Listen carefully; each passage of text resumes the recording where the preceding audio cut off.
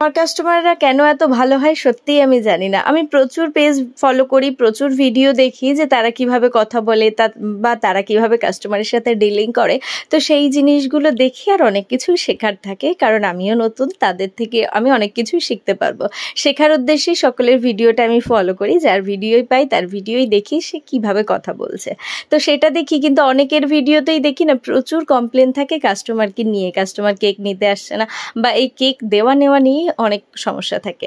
তো কিন্তু আমি জানি না কেন আমার কাস্টমাররা এত ভালো হয়। এই কেকটা আমি বানিয়েছিলাম, এই কেকটা যখন আমাকে বলেছিলাম আমি তখন জানিয়ে দিয়েছিলাম আগের দিন রাতে যদি নিতে পারো খুব ভালো হয়, পরের দিন আমি ফার্স্ট ট্রেনে চলে যাব। তো তারা আমাকে মনে করিয়ে দিচ্ছে আমরা যেরকম বাড়ির থেকে নিয়ে আসি সেরকম আমরা নিয়ে আসবো, কোনো সমস্যা নেই, তোমার মায়ের কাছ থেকে আমরা নিয়ে আসবো।